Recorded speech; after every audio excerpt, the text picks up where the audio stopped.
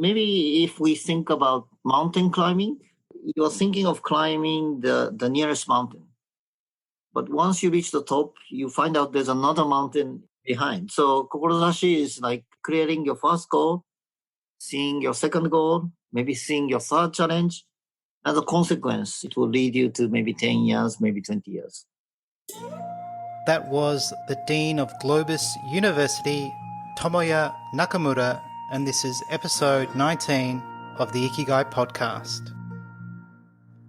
Find your Ikigai at ikigaitribe.com. This is Nick Kemp with the Ikigai podcast, and in this episode 19, I speak with Tomoya Nakamura of Globus University. Tomoya is the Dean of the Graduate School of Management at Globus University, the largest and fastest growing business school in Japan. And Tomoya teaches courses in the disciplines of leadership and globalization, and also frequently conducts training programs for global corporations. Tomoya graduated from Hitotsubashi University with a degree in social studies and received his MBA from Harvard Business School. And Tomoya is also the co-author of the book and online course Kokorozashi, The Pursuit of Meaning in Business, which is the subject of this podcast episode. Tomoya, thank you so much for your time and for coming on to the podcast. Thank you, Nick, for inviting me. I'm very excited for this podcast. Likewise. And I should mention also that you are proficient in Aikido, a martial art that you have been practicing for 35 years, and that appears to be one of your passions. Yes, I'm a little bit sad I don't have a chance to throw you. Typically in Aikido, we practice throwing people. Well, actually, my son, I have a 16-year-old son, and he's returned to learning Brazilian Jiu-Jitsu and wrestling. So sometimes he throws me. I see. But I think that's really important for young boys and girls to learn a martial art where there's a competitive nature, but also a focus on values and respect and learning to cooperate with people. Maybe I can practice with your son next time. Yes, I'll bring him to your dojo. Yeah. So about a year ago, I stumbled upon your course, Leadership with Passion, through Kokorozashi, and I found the course very insightful and helpful, and I became fascinated with the word and concept Kokorozashi. How would you define Kokorozashi, Tomoya?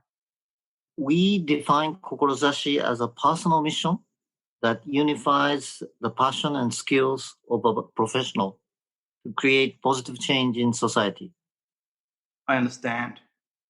So it is something significant and quite ambitious. Yes. We are not asking, our students to come up with a Kokorozashi, personal mission, easily. It takes time. Yes, that's what I understood from your course. If we look at the etymology of the word, it is formed with two words, kokoro, which can mean mind and heart, and the verb sasu, which means to point. So could we understand the word to mean where the heart points or where the mind is focused on? Yes, I have not thought the way you have. I think you are right. Where the heart points or where the mind is focused is a good definition, I think, of Kokorozashi. Yeah, I have a coaching group, and I often teach them words, and kokoro is very interesting because you need to understand the context. Are you talking about your mind or your heart? But in this case, Kokorozashi seems to have both the heart and mind connected. Yes.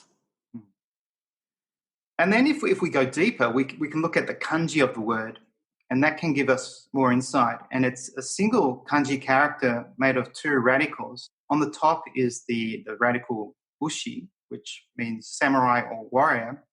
And below that is kokoro. And from the kanji, I guess we could take the word to mean the heart of the warrior or the heart beneath the warrior. Yeah, I think you're completely correct. I prefer to say the heart of a samurai. Samurai knows when to put his life on the line. So Kokorozashi is something that you can put your life, entire life, onto it. Wow, okay, that gives it some perspective then. Mhm. And I also learnt that there is a verb form. So kokorozashi is a noun, but there's Mhm. also kokorozasu, Mhm. which can mean to plan or to intend, to aspire to, or to aim for, or to set sights on. Mhm. Is that correct? Yes, but in Japan we often use it as a noun more than a verb. I see. Yeah, I love this word. I think I fell in love with it straight away. I love the way that it sounds. I find the kanji both attractive and inspiring. And it appears to be a word rooted in Bushido, Mhm. but it's also really relevant to leadership and business.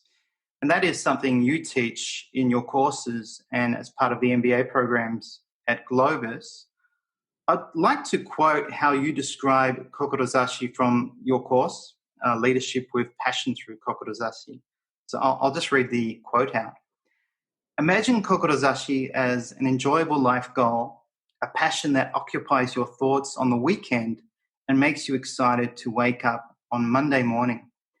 Finding it requires imagination, and realizing it requires awareness. As such, developing a self-defined kokorozashi that benefits society is no easy feat.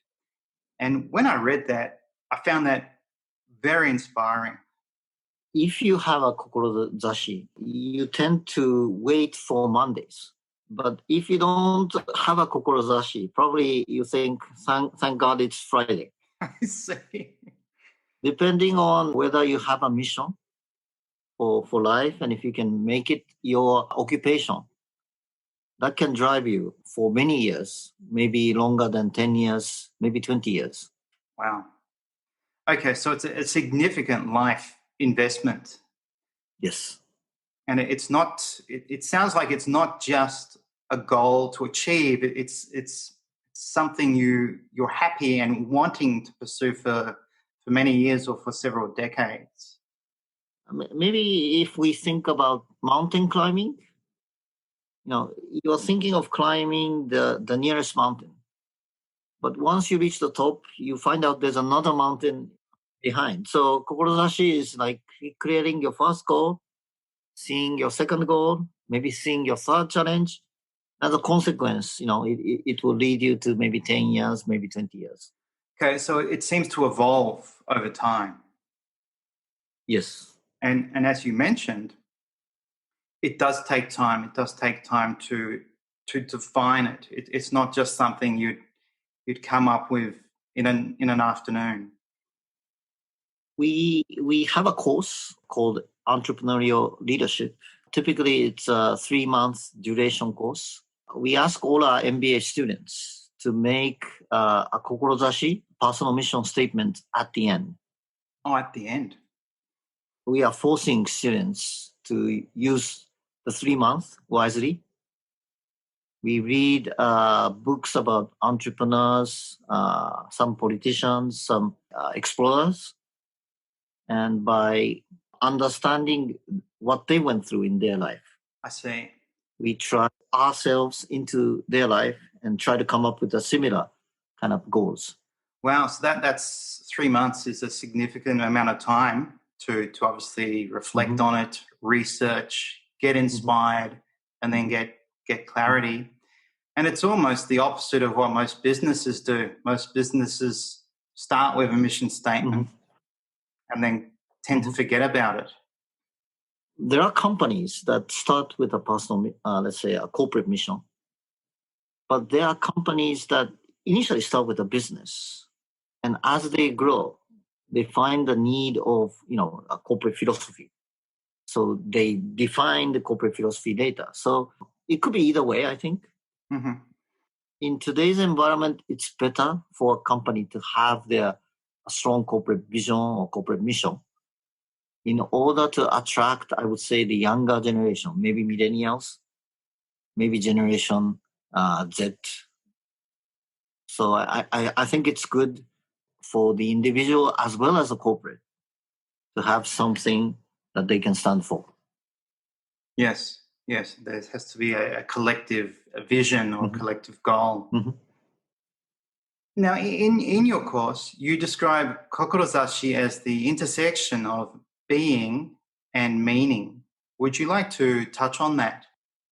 Because Kokorozashi is kind of a Japanese notion, when we accepted international students, we were kind of struggling how to explain Kokorozashi. Among the discussion with faculty, we came up with the concept of being and meaning. Essentially, being is about yourself. So basically, I ask my students, who is your father? Who is your mother? Who is your grandpa? Who is your grandma? What was the family value of your family? What kind of a child were you? And I ask students to talk to their parents, talk to their grandparents, maybe elementary school teacher, to dig deep about themselves. I see.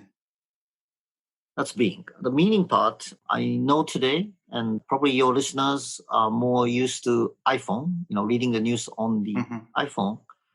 If you can imagine there's a newspaper in front of you, I ask my students, which page do you start? Do you start from the politic page? Do you start from economy?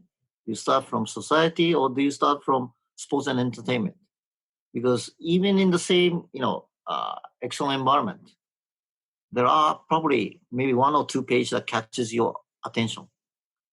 And we call that meaning. So it's an intersection of maybe your values, your personal background, and your interest. We want students to define his or her Kokorozashi. Okay, so there's an importance in understanding your personal values. Yes. Which is obviously very important. Sometimes our students find, let's say, their value inherited from, let's say, their grandfather. And they understand that, yes, it's life of, let's say, himself. However, he has been, chasing the same objective with his grandfather, maybe who lived maybe 40, 50 years ago. So the consequence, this personal mission is not only for himself. It's kind of, among the family in a way. So by finding the roots, we try not to fulfill only his Kokorozashi, but his grandfather's Kokorozashi as well. Wow. I didn't know that. That's fascinating. This almost sounds like there's this sense of honoring your heritage. Yes. Or respecting your heritage and bringing that to Kokorozashi. Well, with all that insight, my next question is why? Why do business owners need a Kokorozashi? Of course, business owner, I think, can run his or her company without a Kokorozashi. Meaning, if you have a business model, if you have clients, you can make money. But in the long run, probably we need intrinsic motivation. And to have an intrinsic motivation, something like money could be too small. Meaning, of course, money is important. We need money to, conduct our economic activities. However, if you gain enough money, probably it will not motivate you. So probably you should use your money, your capability, your energy for something bigger than money.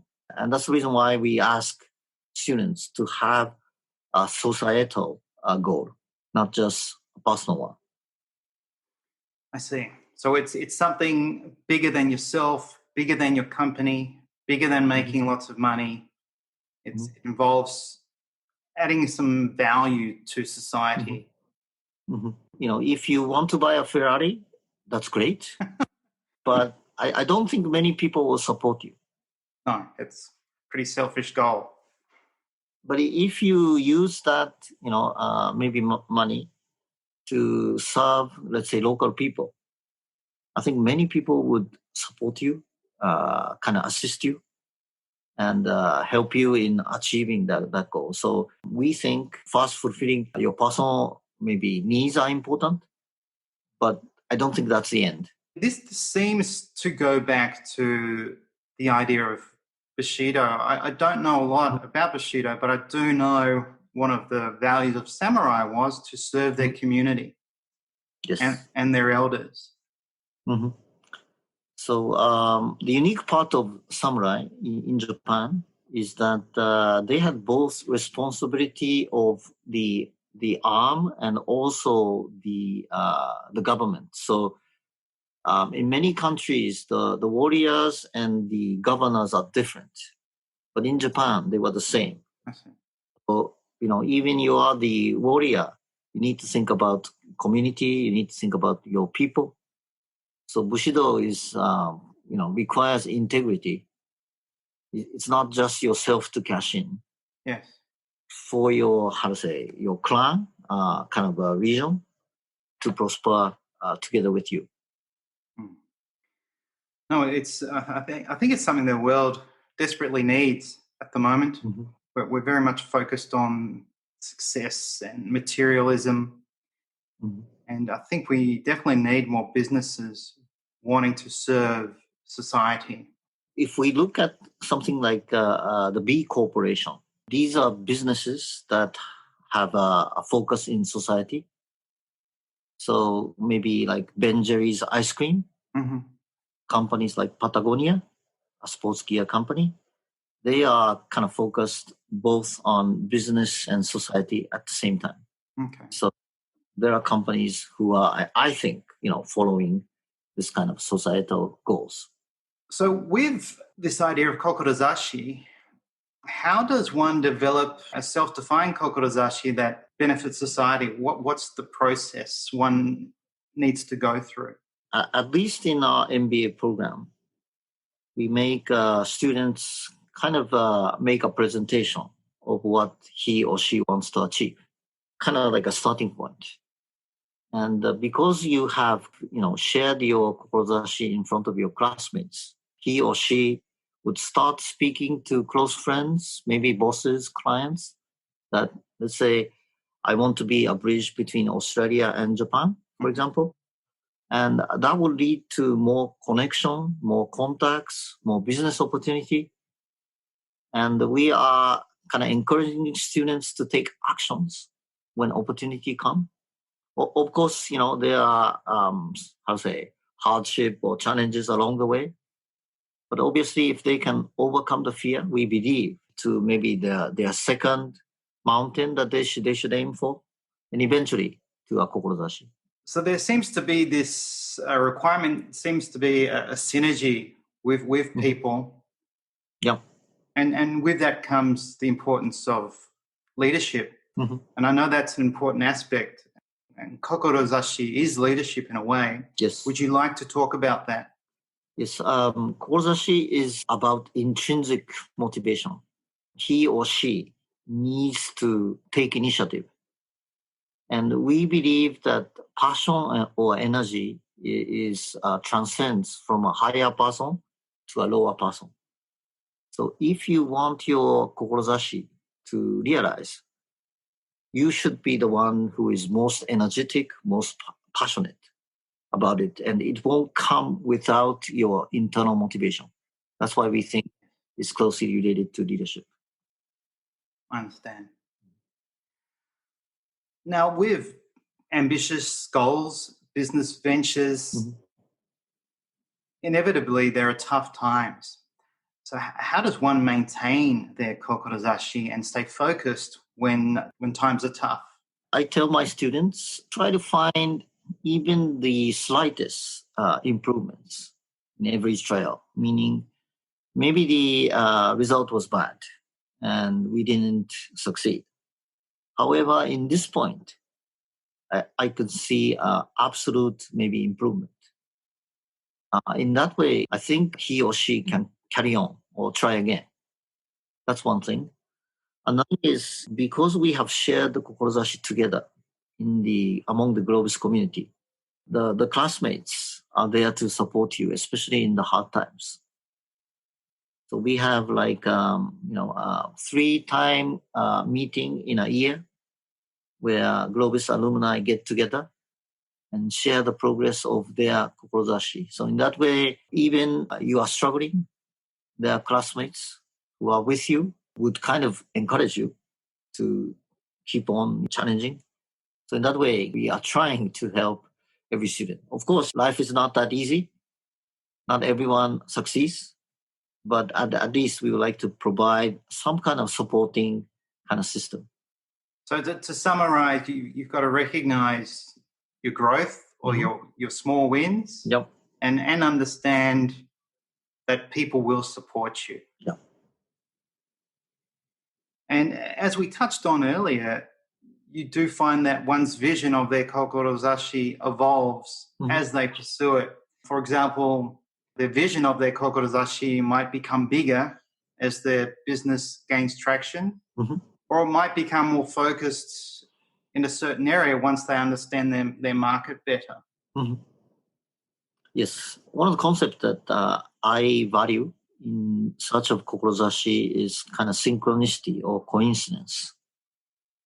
Why am I doing business with this client 3 times? 5 years ago, 2 years ago. There should be some meaning behind, and not just transactional business. Let's sit down and think about maybe things that only we can do. So through these things, I think a new direction or a new opportunity arises. So that's how we believe that your Kokorozashi can grow. Let's talk about Globus. Globus itself seems to be an example of Kokorozashi. The school started with humble beginnings and is now Japan's biggest school. And I know that Yoshito Hori, the founder and director of Globus, wants to make Globus the biggest school in Asia and maybe eventually the world. So is Globus an example of an organization with a strong Kokorozashi?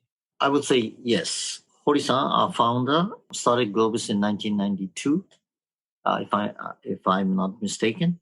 Initially, he thought of creating Globus in order to create an infrastructure for Japan. He just graduated from Harvard Business School, and comparing United States and Japan, he saw that Japan lacked venture capital, a business school, and business publication. So that's why we were born. And as Hori-san's Kokorozashi grew, the business have grown. We have become Japan's largest MBA long time ago. And Hori-san has upgraded his vision, number one business school in Asia to number one business school in the world in the Technobate era. Technobate is technology and innovate combined. We are aspiring a little bit higher now. A big challenge. I really like this idea that Kokorozashi is it's an endless goal because it evolves and changes. And I guess as you pursue something, you grow yourself and you realize you're capable of more and offering the world more. So I think it's a fascinating aspect to this idea, Kokorozashi. And I know Globus offers courses of what we've been discussing to help people develop their Kokorozashi both in Japanese and English. Would you like to share what the school offers? We have a full-time MBA program in English and a part-time and online MBA program both in Japanese and in English. So because of online, we have students studying from all over the world, I think including Australia. And we also offer some business courses in Singapore and in Bangkok. And we plan to create more hubs in the future. It would be fortunate if we can reach out to listeners. I don't know where they are from, but to their regions. I'd hope so. It also seems you're growing quite fast online, and I know you offer something called Globus Unlimited. Would you like to share what that is? Thank you. I think, Nick, you have taken the Globus Unlimited course on Kokorozashi, micro-learning platform that you can learn on your fingertips. So Yes. basically, if you have an iPhone or a smartphone, you can see Globus faculty teaching on video. Again, it is offered both in English and Japanese. We also have some offering in Chinese. I think it can help you in your small spare time, maybe during your commute, or if you have like 15-minute break. So that's how we see education evolving in the future.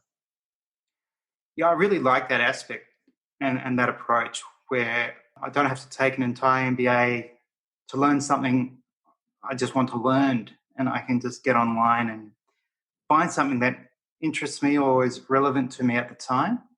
Mm-hmm.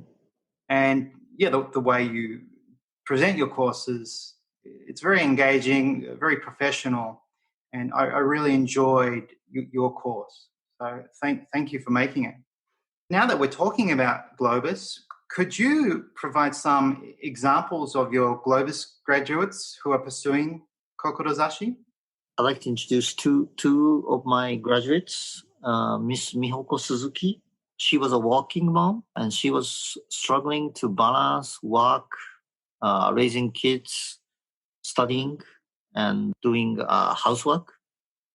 So she developed Tasukaji. This is a housekeeping service that would send senior working moms to do the housework for the busy working moms. So she basically wanted to help herself. I see. This business have grown, connecting senior housewives with busy, young working moms. So giving senior housewives a role to play and giving more time for the young working moms. So I think it was good for two generations. Yes, and I understand it's quite successful, and quite a large number of senior working mums now have that role. Yes. And another example I like to mention is a case of Dr. Jose Fernandez Villaseñor. He started a bio-interactive technology in Silicon Valley. He helps patients who had a stroke with the virtual reality wristbands. They can do rehabilitation of their, let's say, right hand or left foot. These are some of the alumni who are making their Kokorozashi a reality. It seems like Globus is open to helping anyone. You can be a working mum, you can be someone who's probably done a degree at university. You're willing to help anyone who has a passion to make the world a better place through business. We do have a business plan contest for our students. If they have a business plan, we are happy to provide the seed capital. Oh, wow. So some of our students have started their own business through winning in the Globus Business Plan contest. We provide roughly 100,000 US dollar for the champion that year. Wow. That's very generous. Wow. Okay. I better get my business plan together. Yeah, please apply. Okay. Well, let's touch on a word you mentioned just before, technovate. And I learned this on one of the Globus webinars. And actually the president, Yoshitohori-san, he presented and he talked about Kokodazashi, but he also mentioned the word technovate. And it is a concept that Globus is focused on and investing in. Would you like to explain that in more detail? Actually, this word is created by Hori-san, our founder. And he combined technology and innovate and created the word technovate. And I think the reason behind him creating a new word is it's more unique and it has more power than you saying technology and innovation. I see. Technovate, I think, kind of sticks in listeners' mind. Yes. The reason why he came up with this notion is because we have a venture capital, Globis Capital Partner. This is one of the most successful venture capital in Asia. A lot of our invested companies right now are in technology. And we could see the impact of technology. So although we are an MBA school, we are doing a lot of technology or innovation related courses. For examples, IoT, robotics, big data analysis, emotional intelligence. And what we are doing with our online education is we are not necessarily asking faculty to teach from Tokyo. So some faculty teach from Silicon Valley, some faculty from Singapore, from Barcelona. So in that way, we are trying to capture maybe the leading trends in technology and innovation. It seems Globus has embraced teaching online well before universities. And I think we've all discovered through the pandemic that how poorly positioned some universities were. I know for a few universities here in Melbourne, they really struggled to get something up and running. And it's been a real tragedy for first year university students. How has Globus transitioned with the global pandemic? COVID-19 would have prevented many prospective students from travelling to Tokyo to study on campus. In February 27 this year, Governor Koike-san of Tokyo requested all schools to be kind of closed. That's right. Because we had an online MBA from 2015, that weekend we made a decision to go all online. And from the next Monday, we started providing MBA courses online. Wow. So we were fortunate to continue our education. Of course, some students prefer to come to campus, but because it was a social request, I asked all students to study online. But you are right, for the full-time students meaning they leave their job and come to Tokyo to study, we could not start this program. Typically, we start in September.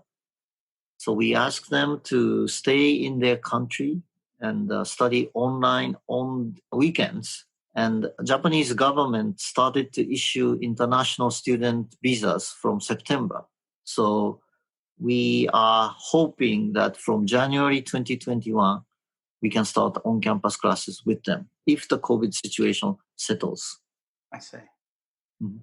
Okay, but you're weathering the storm quite well. I think so. And because we were lucky because we already had an online program and a lot of online teaching experience. Well, that was obviously a wise decision and investment made several years ago. Yes, we started from 2015. As you know, I've been studying ikigai in depth for the last year and a half, and I've been seeking to understand deeply many Japanese words. So I do have a question about Kokorozashi. It seems to be something quite ambitious, requiring the support and synergy of others. But can it be a modest, meaningful business goal of a solo entrepreneur or even a non-business personal goal? I think maybe the word ikigai may fit better for personal goals.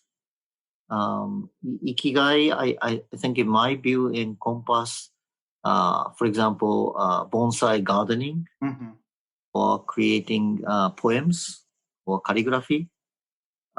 Because at Globis, we aspire to develop visionary leaders who create and innovate societies. We have asked our students to have societal goals. Yes. We kind of maybe make a distinction. But for people's happiness, could be either way. Ikigai itself would make maybe a senior person happy to do gardening on Monday morning. At the same time, it will make a business leader happy to conduct, let's say, her business on Monday morning. So for an individual, either way is fine. Ikigai is great. Kokorozashi is also great. That's how I see it. I see. In the context of a solopreneur, someone who maybe, like me, for example, I pretty much run my own business online. I record podcasts, I sell courses, I have a coaching program. I really don't have any staff. So in that context where I do have a fairly ambitious goal, I mean, the vision probably is at some stage to go to Japan, interview more people, and have staff that will help me. Because I really don't see this as my ikigai. I mean, my learning about ikigai and sharing it with the world is something more for me. I have other ikigai, I have music.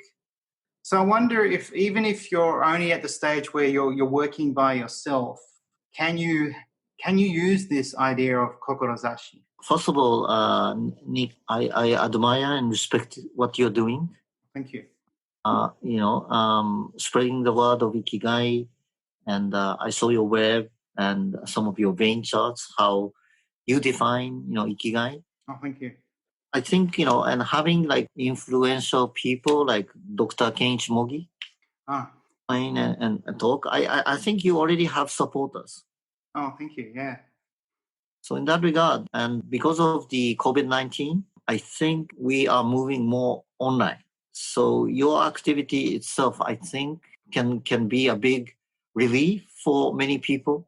If people can have ikigai or kokorozashi, that makes people want to live to their full capacity, not just becoming, a director or buying a Ferrari, but, doing good for Melbourne people or for Tokyo community. So I think your activity would gain kind of like a tailwind. And I think at some point it will take off. I hope so. That is my goal. And Japan has given so much to me. I mean, I spent 10 years in Japan. So I do feel this sense of obligation and gratitude to give back. And this opportunity presented itself. I felt this is my chance to give back and share with the world all these amazing philosophies. I see these words as philosophies, and there are so many. And I guess I've decided to focus on ikigai, but I'm also really interested in sharing, what Kokorozashi really means. So that I hope that it doesn't have this misinterpretation like ikigai does in the West, where it's this idea of doing something that you love, that you're good at, that the world needs, that you can be paid for, which is clearly not what it means to the people of Japan. Tomoya, at the end of my podcast, I usually ask my guests what their ikigai is. So I'm assuming going back, it's going back to your practice and passion of Aikido. Yeah. Actually, I am a Japanese born in Japan, but my father's business, I was raised in North America. I see. In Canada. So when I came back to Japan at high school, I wanted to do something Japanese, and that's how I encountered Aikido. From Aikido took me quite a long way. Initially, I just wanted to throw people and understand Japan. But eventually, when I was at Harvard Business School, because I kind of practiced Aikido, I met a great professor called Professor Urban. He was CEO of Monsanto, Pioneer Hybrid company that was bought by Monsanto. And he told me that if you act like an American student, there is no use of you in Boston. So Tomoya, talk about Japan, talk about ki. Ki is like a principal notion in Aikido. And that kind of led me to write about Eastern philosophy and about Japan. So my ikigai or kokorozashi is similar to Nick. I want to convey what we can offer to the world. There are many things I like about this interview, but if I may mention your word, you said gratitude. Gratitude is the strongest form in martial art. If you can say thank you to your opponent will go flying. If you think you want to beat up your opponent, he's not going to fly. So it's very controversial, but thank you or gratitude is a very strong word. I think it's not only for business or individual, but if business can think a similar way, I think business have a more bigger role to play in society, not just making money.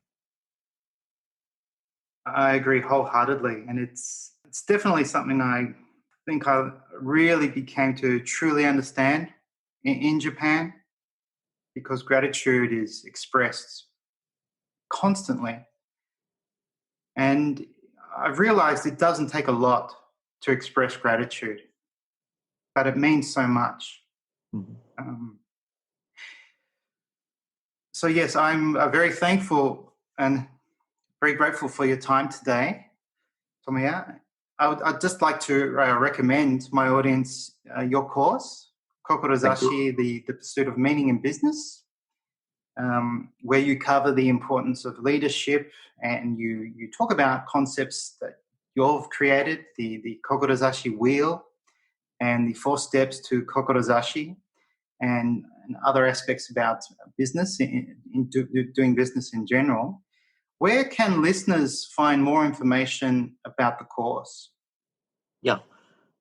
If you can tap in Globus Unlimited, you would find the course in the micro-learning offerings. Or if you can type in GLOBIS University on the web, probably you would see descriptions on Kokorozashi. And you can also get the book on Amazon, which is a Kindle book. Yes, thank you for mentioning. Yes, there are stories about CEOs, alumni who are on way to achieve their Kokorozashi. So for your listeners, I think it would be give some imagination or intuition. And people can also follow you on Twitter. I follow you under your name, Tomoya Nakamura. Well, Tomoya, I feel like you're a friend. So I've watched your videos several times. I'd love to come and meet you in person, hopefully next year. Yeah, let's do like a ikigai and Kokorozashi seminar maybe. Okay, that'd be fantastic. Yeah, I'd very much love to do that. Well, thank you so much for your time. Thank you, Nick. I'll keep in contact. Yes. Thank you. I hope you enjoyed this episode of the Ikigai podcast. To download Ikigai worksheets, to take the Ikigai questionnaire, or to join the Ikigai tribe, please visit ikigaitribe.com.